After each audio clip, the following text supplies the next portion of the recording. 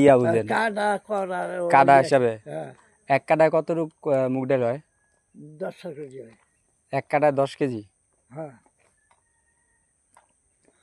মানে এক কাটা জমিনে 10 কেজি মুগ ডাল হয় হ্যাঁ এত কম কে এত কম হইয়েই তো বেশি 10 কেজি বেশি হ্যাঁ মানে 20 কাটা জমিনে কয় কেজি মুগ ডাল হইব 10 কাটি 10 কাটি মানে 100 কেজি হ্যাঁ 100 কেজি মানে 4 মণ 100 কেজি বেশি 10 কাটি 5 কাটিতে হয় 250 5 কাটিতে 5 কাটিতে তো 100 5 5 করি 100 না তার মানে 200 কাটি 200 কাটি ডাই 200 কেজি 200 কেজি হলো 5 মণ তাতে 200 1 কেজি ডাইলে 100 টাকা ও মানে এই এক মণ ডাইলের দাম 5000 টাকা হ্যাঁ তো তাইলে তো 5 মণ ডাইলের দাম 5 5 25,000 হ্যাঁ 25,000 টাকা এক কানিতে এক কুড়ায় এক কুড়ায় হ্যাঁ তাই 325 ও 75,000 তিন কানি এক কানিতে 75,000 টাকা হয় হ্যাঁ তো লাভই ধান ধান কম হয় ধান কমই বেড়ে হয় ধান ধানও কত জমিতে বেসবন করছে হয় 30 সের করছে এক কাটায় এক কাটায় কয়েক কত হয় 30 কেজি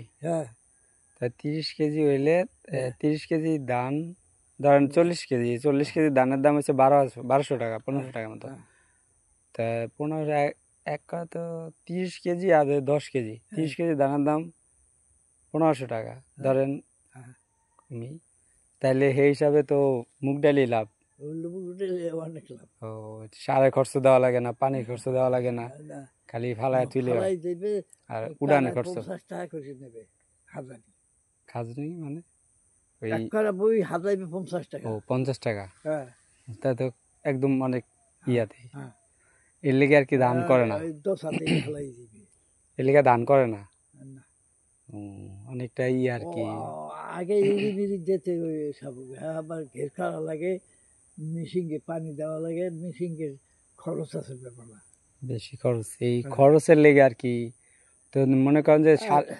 সারের দামটা কম হইলে করা যেত সার আর ডিজেলের দাম কম হইলে খরচ কমতো না সার সার বেশি লাগে না সার ইরিদানে ইরিদানে সার লাগে ওইটাই তো ইরিদান করতে যে আপনাকে সার আর ডিজেলের দাম কম যদি তেলের দাম কমে তাহলে করতো ইরিদানে করতে হইলে সার দিতে হইবে ওই বলন সার দিতে হইবে আর ওই গাছের ছিঁড়ি পারবে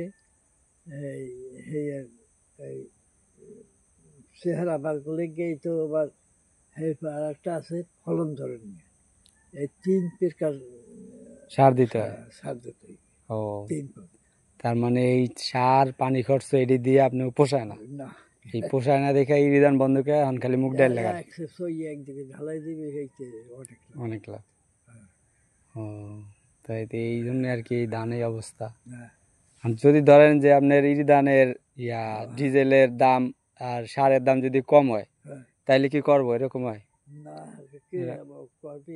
করবে না এখন তো নেবে মানে কষ্ট বেশি হয় ধানের ধান এই যে ধানের পর জমিতে তো উগাল পেতে আছে না এই ধানের পর তো আবার এই মুগ ডাল ফেলাবি মুগ ডাল ফেলাই আবার মুগ ডাল তুলতে গেলে করবে তারপর তো বৈশাখ মাসে পুরো বৈশাখ মাস লাগবে তা জ্যৈষ্ঠ মাসে তো বেশি করা লাগে তারপর জমি তো ফুলতে থাকে না তো জ্যৈষ্ঠ আষাঢ় শ্রাবণ ভাদ্র মাসে না আপনারা ধান লাগান তো এই 3 মাস তো পুরা বৈশাখ জ্যৈষ্ঠ আষাঢ় শ্রাবণ 4 মাস তো আপনাকে ধান ক্ষেত পুরা খালিই থাকে তো এই 4 মাসে কিছু করা যায়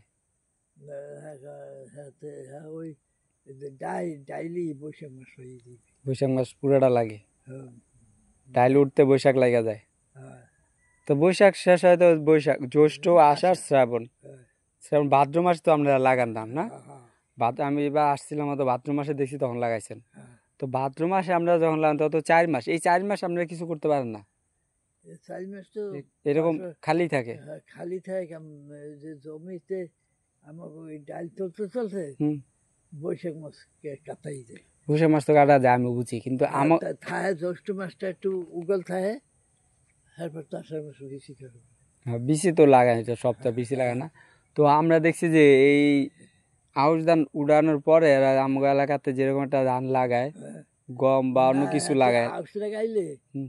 হ্যাঁ হইলে আর মুগ ডাল যেমন কঠিন মাছ দেওয়া লাগে ফাল্গুন মাসে, তো ফাল্গুন মাসে তো আর ডাল ওঠে না। ফাল্গুন মাসে ডাইল ওঠে, তাহলে আউশ ধান করা যায় তো।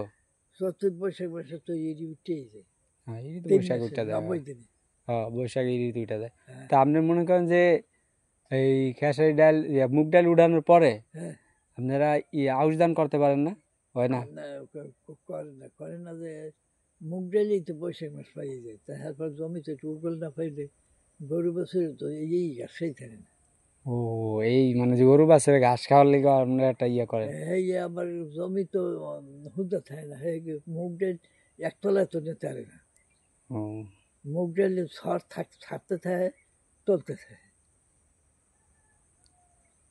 এই তো এর লিগে আর কি, মানে এই লেগে আগে আমরা আপনারা মুগ ডাল মেন কথা ফেলাইছি। হচ্ছে আপনারা যে এই মুগ ডালে আপনারা লাভবান হয়েছেন, এর লিগে আর কি অন্য কোনো কিছু করতে চাইতেছেন না। না, এই তো বেশি এই ধানের পাশে মুগ ডাল পাই, হ্যাঁ, এই যে 2টা খণ্ড পাই, এই 2টা খণ্ডই তো এরপর আবার ধরেন আউশ দিলে আউশও দেওয়া যায়। আমি তো এটাই কইতাছি। 3টে খণ্ড ওঠে, হ্যাঁ, এই 3 খন্ডের কথা কইতাছি। এটা 3টে খণ্ড উঠাইতে গেলে কি হয়? সব মানে করে না, 2 একজনে করে। দুই একজন ওই হাতে পানি টেনি গেটের করি টরি হাতে মেশিন আউশ ধান তো পানি লাগে না। পানি লেগে না, পানি বর্ষার প্রান্তে কুড়ায় না, সেকালে তো পানি ওঠে না পুরো। বৃষ্টি ধান পানিতে। ধরাইতে হইলে হ্যাঁ, হ্যাঁ। সেকালে পানি লেগে ধান ধরাইবে ধরেন বৈশাখ মাসের আগে ফাল্গুন চৈত্রে ধরাইতে হইবে। হ্যাঁ, তখন। বৈশাখ মাসে তো উঠতেই যাবে, হুম। ফাল্গুন চৈত্রে করতে হইবে, ফাল্গুন মাসে বা চৈত্র মাসে। আউশ ধান আমি যেটা শুনলাম যে আউশ ধানের কার্তিক মাসে আউশ ধান উঠে যায়। হ্যাঁ, কার্তিক মাসে উঠতে যায়। হ্যাঁ, ওই এরিবেডে 90 দিনের একটা ডেট আছে। হ্যাঁ, এই যে, আউশ ধান যে কার্তিক মাসে উঠে, হ্যাঁ। কার্তিক মাসে উড়ানোর পর তো আউশ ধানের পরে এই আমন ধান লাগায়। হ্যাঁ। তো এই হিসাবে তো মনে হয় 3 ফসল করাই যায়, হ্যাঁ। কিন্তু খালি একটু পাস মানে ক্ষেতটা গ্যাপ থাকে না, এইটাই আর কি। গ্যাপটা পাওয়া যায় না। গ্যাপের মধ্যে দেয় এই ওরা ওই সরে এরি দেশে, তারপর আবার আমন ধান দেশে, এই 2টা খন্ড আর নিতে হবে। ওইটা তো মাঝখানে গ্যাপ থাকে, 2 মাস এদিক সেদিক থাকে। তো মানে এই সব শাবকে জমি 3 ফসল করতে হইলে যেটা আপনার থাকে না, মানে গ্যাপ থাকে না জমিনের, এতে জমিনের গ্যাপ না থাকলে উর্বর নষ্ট হয়ে যায়। জমিনে যদি উগল না পায়, হ্যাঁ, হ্যাঁ। তো ফসল ভালো হয় না। ও, এই কারণে, এটাই তো মেন কারণ। ফসলের উপরে ফসল ধরুন যদি এই কলই ফালায়, কলই কলই ফলাইছে তোমরা, কলই তো তাড়াতাড়ি উঠে। কলইও ফাল্গুন অগ্রাণ মাসের সাইডে উঠবে, ফাল্গুন মাসে উঠে, ফাল্গুন মাসে উঠলে ফাল্গুনের পরে চৈত্র বৈশাখ, চৈত্র বৈশাখ 2 মাস খায়াল থাকে। তার বৈশাখে যদি আপনারা আউশ ধানটা লাগান তাইলে হয় না? বৈশাখ, জ্যৈষ্ঠ, আষাঢ়, শ্রাবণ, ভাদ্র। আগে মেলা যে খেলা আছে, হুম। সেখানে আমরা বৈশাখ মাসে আগুন নিয়ে দিছি। হ্যাঁ, এটাই তো। তো এইরকম হিসাবে করলে তো মনে হয় অনেকটা আগে বা অনেকটা হয়। অনেকটা আগুয়েও গেছে, হ্যাঁ। কারণ ফসল আদি হয়ে গেলে কৃষির দিক দিয়ে কমাই দেবো। বৈশাখ মাসে আমি এই পোলা পোড়াই গেছে পরে 1 সাইড আলু টান করছি, ও, 1 সাইড আলু টান করছি। আবার এই 2 বছর খন্দতে মারি গেছে, হুম। এই 1 বছর পরে কাটছে, আর 1 বছর ধান হয়নি। তাই মানুষ একেবারে হাহাকার হয়ে গেছে। ওই যে ওই দিক দিয়ে আসার সময় কয়েকটা খেতে দেখলাম আমি ধান মানে বাইরে হয়েছে, কিন্তু ওগুলা মারা গেছে ধানের শীষগুলা। এটা কারণ কি? সার বেশি দিয়ে লেগেছে এর লেগা? ও, মানে এই আউশ ধান ওই হয়ে গেছে, ওই ফলে গেছে। আমন ধানের আর সার দেয়? সব ক্ষেত্রেই সার দেওয়া, তাই কেউ মাত্রায় বেশি দেয়, আর কেউ দেয় এক সার, কেউ দেয় আবজার, কেউ দেয় পাওয়া। এবার তো সার লাগে না, তবুও দিয়েছে কিছু কিছু। ও, এই আর কি। আমি এলে কি কই যে অনেকগুলা খেতে অনেক সুন্দর, ভালো, এত সুন্দর ধান হইছে যেগুলা দেখতেও অনেক ভালো লাগে, কিন্তু কয়েকটা ওই যে ওখানে ওই জায়গাতে আইতাছি তখন দেখছি খালি মানে ধানের শীষ যে বাইরেছে না, ওই বাইরে এসে মরে যাইতেছে, সাদা হয়ে যাইতেছে একবারে, ভিতরতেই সাদা বাইরেতেছে। সাদা হয়ে গেছে কারণ ওই উল্টো করছে, সার বেশি দিয়েছে, হুম। সারের তেজে হ্যাঁ, ওইগুলো মারা গেছে। বিচ্ছেতে মানে ধান যখন গোল হয়েছে তখনই সার দিছে, এই লেগে মারা গেছে। ধান বাইরে আগে সার দেওয়া লাগছে, এই কারণে।